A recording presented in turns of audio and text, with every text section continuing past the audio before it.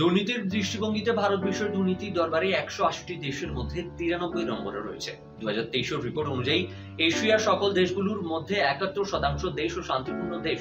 CPI স্কোরে আঞ্চলিক গড় সংখ্যা 45-এরও নিচে, আর বিশ্ব গড় সংখ্যায় 100-এর মধ্যে 43-এ রয়েছে এশিয়ার দেশগুলো। এ ধরনের দুর্বল স্কোর কি বোঝায়? যার ফলে দুর্নীতি বিরোধী ক্ষেত্র যে সকল অফিসাররা নিযুক্ত রয়েছে দুর্নীতি বিরোধী ক্ষেত্রে তাদের কাজের উপর কিন্তু প্রশ্ন তোলে এই ধরনের স্কোর।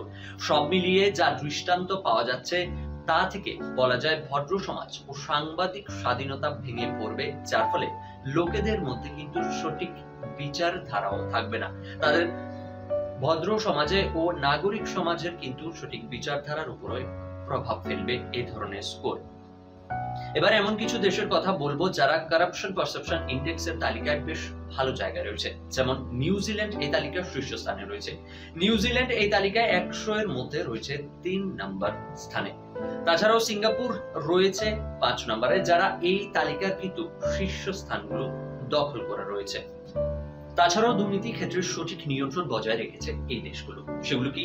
অস্ট্রেলিয়া যা রয়েছে 14 নম্বরে, হংকং যা রয়েছে এই তালিকার 14 নম্বরে, জাপান এই তালিকার 16 নম্বরে রয়েছে, ভুটান রয়েছে 26 নম্বরে, তাইওয়ান 28 নম্বরে রয়েছে এবং সাউথ কোরিয়া এই তালিকার 32 নম্বরে রয়েছে।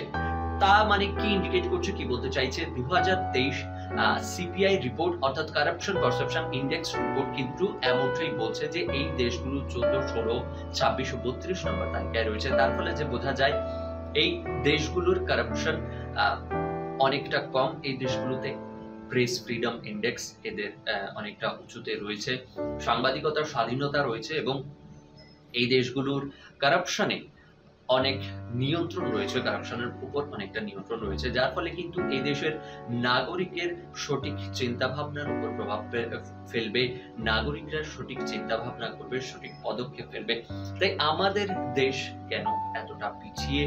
আমাদের দেশ এই গণনায় কিভাবে এগিয়ে নিয়ে যাওয়া যায়, কিভাবে ভালো কাজ করা যায়, সেই বিষয়ে কিন্তু আমাদের সকলের প্রশ্ন তুলতে হবে এবং সেই দিকে আমাদের নজর দিতে হবে এবং কাজ করতে হবে এবং আমাদের দেশকেও এই সিপিআই রিপোর্টে, কারাপশন পারসেপশন ইন্ডেক্স রিপোর্টে অনেক উপরে নিয়ে আসতে হবে এবং কাজ করতে হবে খুব ভালোভাবে, যেন আমাদের দেশের উন্নতি হয় এবং জাতির উন্নতি হয়। এই বিষয়গুলো আমাদের অবশ্যই মাথায় রাখতে হবে।